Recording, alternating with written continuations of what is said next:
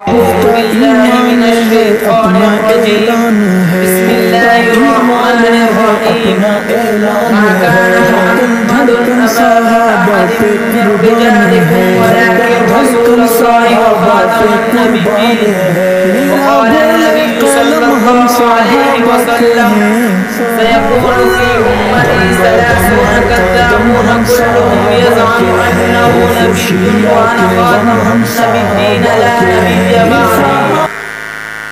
حق بات کا ہم ہر وقت اظہار کریں گے، حق بات کا ہم ہر وقت اظہار کریں گے، منبر نہیں ہوگا تو سرے دار کریں گے، جبکہ دہن میں ہے زباں سینے میں دل ہے، جبکہ دہن میں ہے زباں سینے میں دل ہے، کاذب کے نبوت کا ہم انکار کریں گے۔ حقیقت بیان کروں گا دوستو، حقیقت بیان کروں گا دوستو، چاہے کٹ جائے میری زبان دوستو۔ جس زمین پر نبوت کی توہین ہو، جس زمین پر نبوت کی توہین ہو، گر پڑے نہ کہیں آسمان دوستو۔ جو خلاف شریعت ہمیں حکم دے، جو خلاف شریعت ہمیں حکم دے، بدل دیں گے وہ حکمران دوستو۔ اپنے منزل کے دہن میں رہے گا یہ کارواں، اپنے منزل کے دہن میں رہے گا یہ کارواں، بخاری کا یہ کارواں دوستو۔ واجب الاحترام اساتذہ و کرام، میرے ہم مکتب و ہم سفر ساتھیوں، السلام علیکم ورحمۃ اللہ وبرکاتہ۔ میری آج کی تقریر کا موضوع عقیدہ ختم نبوت اور اس کے تقاضے کے عنوان سے معنون ہے۔ سامعین احترام، ختم نبوت کو ماننا دین کے اہم ترین ارکان میں سے ایک رکن ہے، اور یہ ایک ایسا مسئلہ ہے جس پر تمام امت کا اتفاق ہے۔ جس طرح خدا کی وحدانیت میں کسی کو شریک کرنے سے انسان کافر ہو جاتا ہے، اسی طرح محمد صلی اللہ علیہ وسلم کے نبوت میں بھی کسی کو شریک کرنے سے انسان دائرہ اسلام سے خارج ہو جاتا ہے۔ چنانچہ قرآن کریم کے 100 آیتیں اور پیغمبر صلی اللہ علیہ وسلم کے 300 فرمودات اور بزرگوں کی تقریباً 1500 ارشادات اس بات پر گواہ ہے کہ محمد صلی اللہ علیہ وسلم کے بعد نبوت کی کرسی پہ نہ کوئی آیا ہے اور نہ کوئی آئے گا۔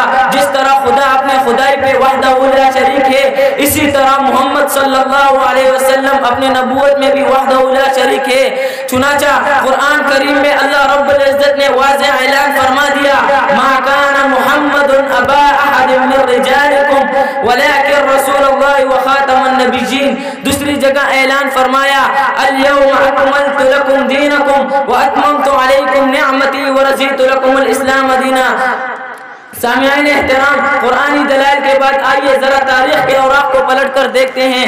سب سے پہلے جس شخص کے حصے میں یہ بدبختی آئی اسے دنیا مسلمہ کذاب کے نام سے جانتی ہے۔ یہ شخص 9 ہجری میں اپنے بنو حنیفہ کے وفد کے ساتھ آیا تھا۔ اس نے خاتم النبیین سے کہا کہ اگر آپ اپنے بعد مجھے اپنا قائم مقام منانے کا وعدہ کرے تو میں آپ سے بیعت کر لوں گا۔ اس پر رسول عربی صلی اللہ علیہ وسلم نے کھجور کی ایک شاخ کی طرف اشارہ کر کے فرمایا، اگر تو مجھ سے یہ شاخ بھی مانگے گا تو میں نہیں دوں گا۔ چنانچہ مسلمہ کذاب اپنے وفد کے ساتھ اپنے قبیلے واپس پہنچا اور نبوت کا دعویٰ کر دیا، اور اس کے ساتھیوں نے یہ خبر اڑا دی کہ محمد صلی اللہ علیہ وسلم نے مسلمہ کو اپنا شریک تسلیم کر لیا۔ اس کے بعد ایک جنگ غفیر ہوا، اور پھر امیر المؤمنین حضرت ابو بکر صدیق رضی اللہ عنہ نے حضرت خالد بن ولید رضی اللہ عنہ کو اس کی سرکوبی کے لیے روانہ کیا۔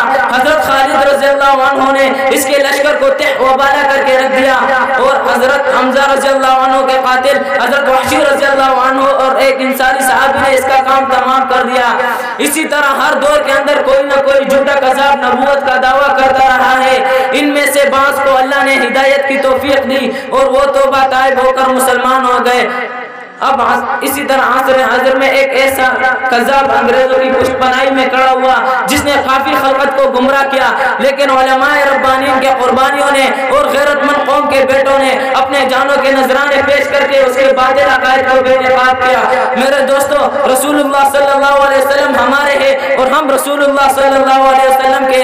رسول اللہ صلی اللہ علیہ وسلم نے فرمایا، انا حظکم من الانبیاء وانتم حظی من الامم۔ چنانچہ آج آج کے بعد عزم کرو کہ جب کبھی ناموس رسالت کے لیے ہماری ضرورت پڑے گی تو ہم اپنے جانوں کے نذرانے پیش کرنے سے گریز نہیں کریں گے، اس لیے کہ مسلمانوں کی ایمان کی مثال حضرت سمیہ رضی اللہ تعالی عنہا کی طرح ہونی چاہیے کہ سینے پر پتھر رکھا ہوا ہو اور ابو جہل خنجر لے کر کھڑا ہوا ہو اور سمیہ کے پاؤں 2 اونٹوں سے باندھ کر رسا کھینچ کر کہنے لگا بتا سمیہ تیرا عقیدہ کیا ہے؟ کہنے لگی ابو جہل مجھے محمد کے صداقت پر ناز ہے، میں تیرے طاقت اور تیری چوری سے نہیں ڈرتی، مار۔ ابو جہل نے چوڑا مارا، کہنے لگی اے لوگوں گواہ رہنا کہ میں زندہ 2 ٹکڑے ہو کر چین جا رہی ہوں، لیکن میرے عقیدے میں کوئی فرق نہیں آیا، میرا خدا بھی ایک ہے اور میرا مصطفیٰ بھی ایک ہے۔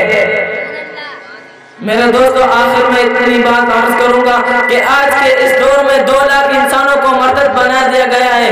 اب حاضر میں یہ ذمہ داری ہم پر عائد ہوتی ہے کہ ہم ان لوگوں کا ڈٹ کر مقابلہ کریں، اور اس لیے کہ کل قیامت کے دن رسول اللہ صلی اللہ علیہ وسلم ہم سے سوال کریں گے کہ لاکھوں انسانوں کو مرتد بنا دیا گیا تھا، تم لوگ میرے علم کے وارث تھے، بتاؤ تم لوگوں نے کیا کیا؟ اس لیے اب وقت ہم سے اس بات کا تقاضا کرتا ہے کہ ہم اپنے علم کو اس پختگی سے حاصل کریں، اس وجوری اور عزم سے حاصل کریں کہ جب کبھی ناموس رسالت کے لیے ہمارے جانوں کی ضرورت پڑے گی تو ہم اپنے جانوں کے نذرانے پیش کرنے سے گریز نہیں کریں گے، اس لیے کہ ہم نے قسم کہا رکھی ہے کہ ختم نبوت کے خاطر ہم جان نچاور کر دیں گے، ختم نبوت کے خاطر ہم جان نچاور کر دیں گے، گر وقت نے ہم سے خون مانگا وقت کا دامن بھر دیں گے، اور یہ کہ پھولوں سے نہ کبھی بات بنی ہے نہ بنے گی، پھولوں سے نہ کبھی بات بنی ہے نہ بنے گی، کانٹوں کی زبان خون جگر مانگ رہی ہے، وما علینا الا البلاغ۔